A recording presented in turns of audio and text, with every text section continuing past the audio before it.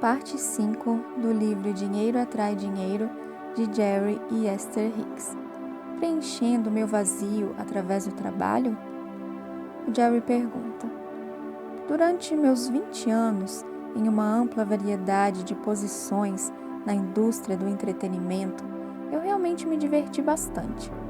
Mas aquilo requeria apenas algumas horas do meu tempo, e eu tinha muitos desafios de aventuras, porque eu tinha muitas experiências novas.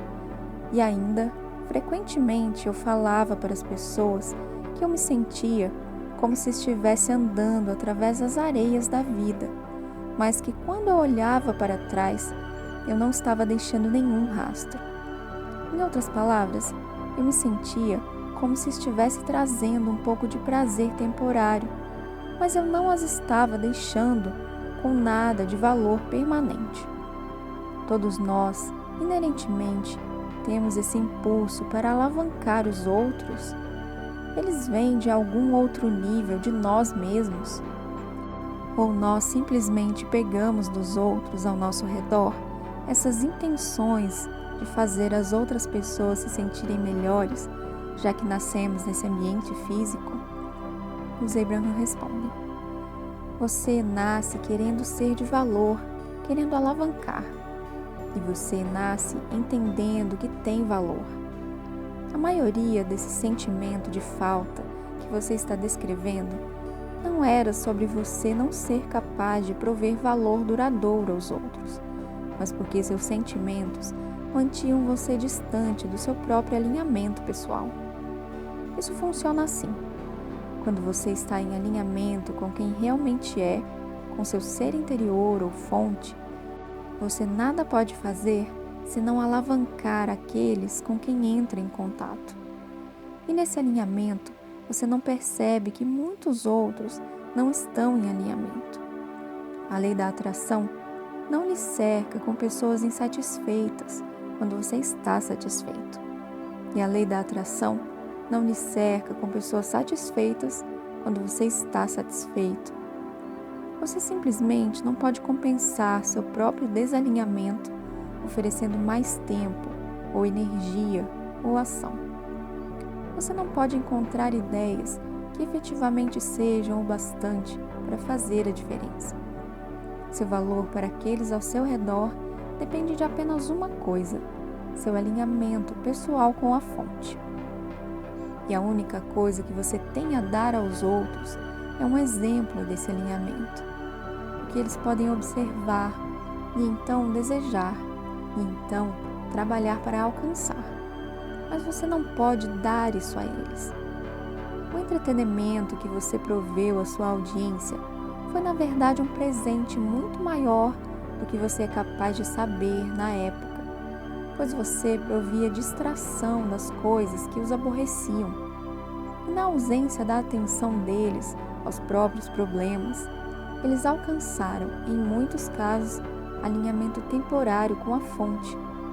Mas você não pode ir com cada um deles, manter-se como o único objeto de atenção deles, de forma a manter o bom sentimento deles. Cada um é responsável pelos seus pensamentos, pelas coisas que escolhem como objeto de atenção. Todos vocês têm profundamente dentro de si um entendimento de que estão aqui como felizes criadores, e vocês estão sempre sendo chamados em direção a essa realização.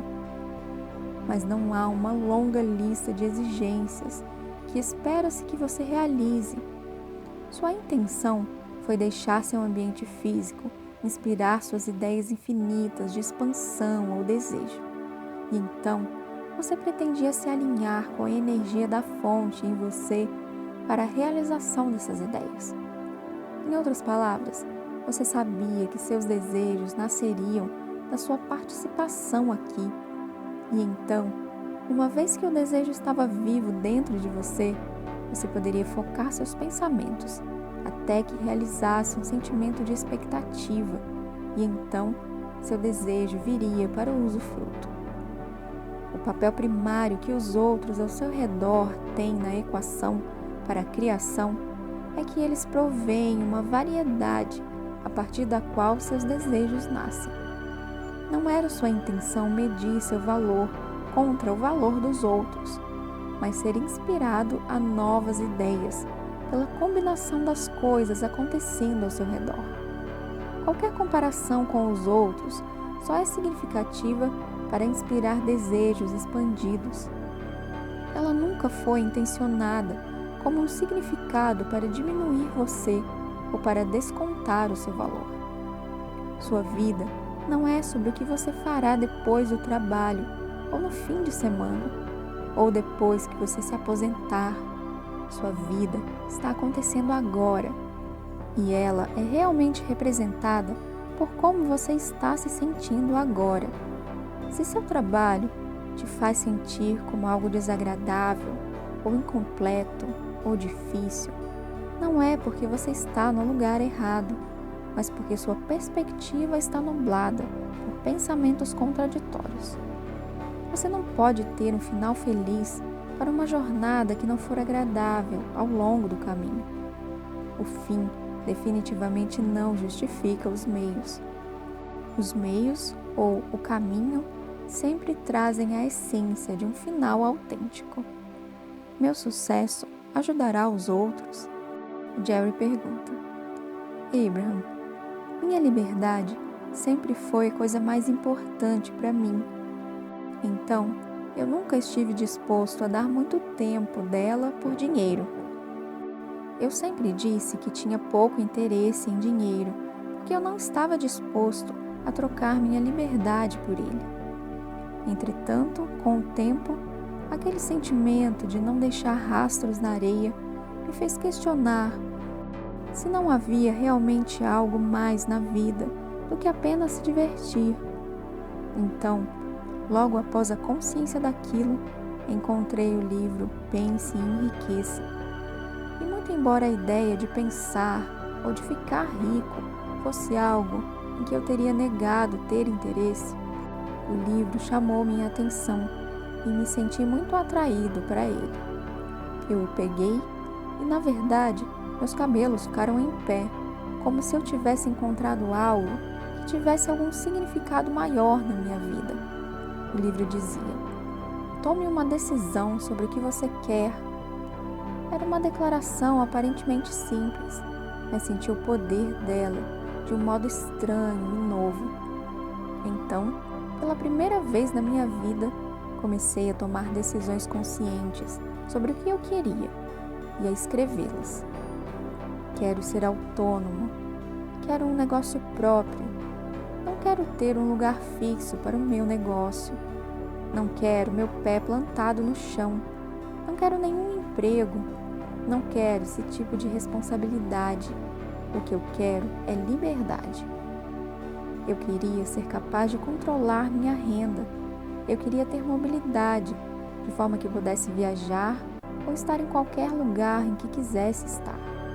Eu queria que meu trabalho fosse algo onde cada vida que eu tocasse fosse elevada de algum modo, ou que simplesmente deixasse as pessoas serem quem elas são, e que ninguém fosse diminuído como resultado de ter me conhecido. As pessoas riam quando eu lhes contava isso. Elas diziam: ah, Jerry, você é um sonhador, não há nenhuma coisa assim. E eu dizia: bom, tem que haver. O Emerson disse: você não teria o desejo se não tivesse a habilidade de alcançá-lo. E eu acreditava nisso. E assim, eu realmente esperei que em algum lugar ao longo da linha as oportunidades aparecessem. E assim, em algo em torno de 30 dias de eu ter escrito com clareza o que queria, encontrei um homem que me apresentou um negócio que eu poderia levar para a Califórnia e poderia começar. E aquilo respondia a tudo que eu estava pedindo. E assim, durante os próximos anos da minha vida, aquele negócio realmente se estabeleceu e novamente preencheu a essência de tudo que eu havia escrito.